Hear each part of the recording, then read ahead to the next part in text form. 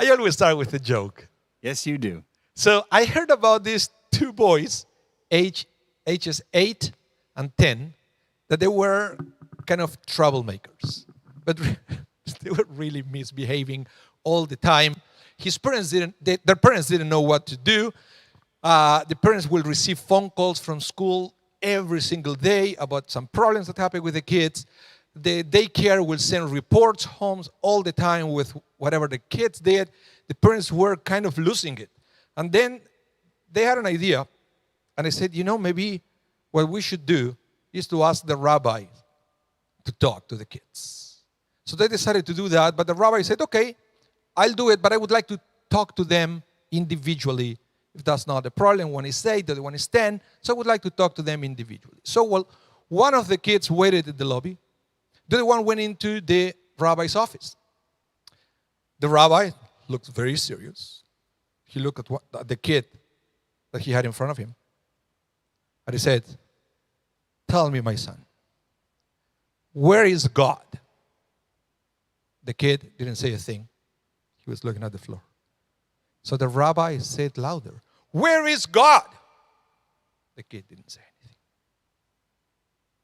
Where is God? The kid didn't say anything. So the rabbi said, think about that. Go outside, call your brother. So the kid went outside the rabbi's office. He ran to his brother and said, dude, we have a problem. God is missing, and they think we did it.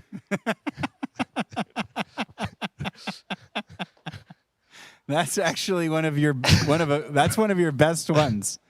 And I'm telling the truth if I'm going to say that. That's very good. You've been saving that one on me. You've been holding out. Okay, thank you. Very good. But I want to talk to you today about where is God? No kidding. I know you're not in trouble, but sometimes we have to talk about where is God. But I believe, these are challenging times. We all know that, middle of a pandemic, so many things happening around. And this is a question that it might be on many of you. Where is God in all this? It's so difficult, so challenging to find God in the middle of the struggle. And I guess sometimes it's easier when we perceive that things are going our way. But in these days, many times we perceive all the opposite. That things are not exactly going the way we imagined maybe a year or two ago that they would go. But this brings me to this week's Parsha, and something similar happens. At least that's what the rabbis understand. Because we read about the life of our patriarch Jacob. And pretty much at the beginning of the Parsha, it's telling us that Jacob left his home and he arrived to this place, to this Makom. We don't know exactly what it was, but I think at the end of the day, and you will know what in a minute, I think it's irrelevant. And said he arrived to that place and he fell asleep. And he had a dream, we talked about that at the beginning, this ladder going all the way to heaven with angels going up and down, etc. But the rabbi says something very interesting. He said, why would the Torah say that he fell asleep? Isn't that obvious? That's what the rabbi said. Isn't that obvious that he fell asleep? So why mentioning specifically that Jacob fell asleep? All what I had to say is that he spent the night there and he had a dream. But no, it said specifically that he slept. And the Midrash said, that's because Jacob didn't sleep for the last 14 years. He was in so much struggle because remember, everything started when he tricked his brother the first time. And then something changed inside himself. That's what the rabbis say. He was disturbed for the situation. He was anxious because we all know the character of Esau. He wasn't the most calm person in the world.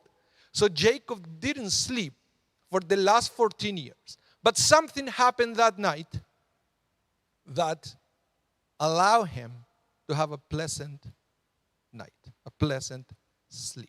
What happened? Well, if you keep reading, as soon as he wakes up, he will give us the answer on how come he was able to sleep peacefully that night. When he wakes up, he said, Yesh Adonai v'makom hazeh v'anochi lo yadati.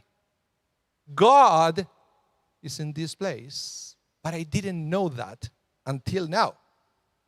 In other words, what the rabbis explain is for the last 14 years before this episode, Jacob struggled to find God in his life.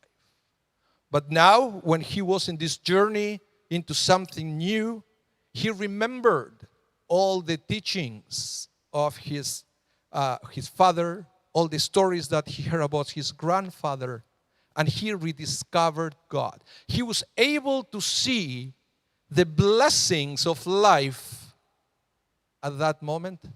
And because of that, because he was able to see God in his life, he was able to sleep at night for the first time after 14 years. So I believe that sometimes what we need is to keep moving forward in life with a different perspective, with a different mindset. Sometimes it's almost like we conditioned ourselves to see all the problems that we have in front of us instead of trying to change, to do something to change our mindset to be able to see the blessings. See, it reminds me to a story that I heard once, an old story, of these two salesmen that they were sent by a shoe manufacturer to Africa. They said these two executives to find out if it was worth it to open a factory in Africa. They didn't know anything about it, so they sent these two people. After a few days, the first executive sent the message back to the factory and said, forget about it. It's worthless. People here don't wear shoes.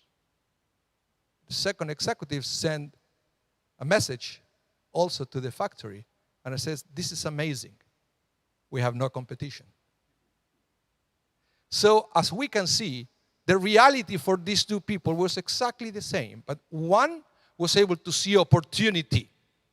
The other one was looking only at one problem after the other. It's all about the mindset. It's all about perception, and perhaps what we have to do is to find ways to start seeing blessing and to see the hand of God in our lives instead of looking at everything that we are lacking.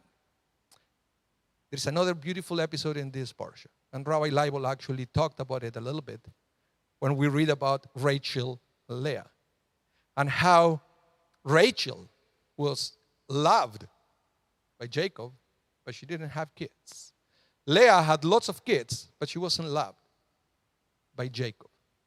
And it's a sad story. And you know why it's sad? Because each of them wanted what the other one had without realizing what they already had on their own lives. This is the problem that we have sometimes.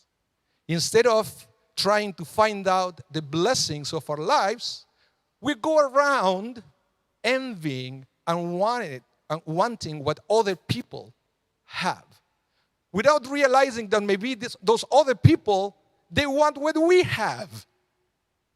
And they would say, how come you are not seeing the blessing that you have around you? If I could have what you have, I will be happy too.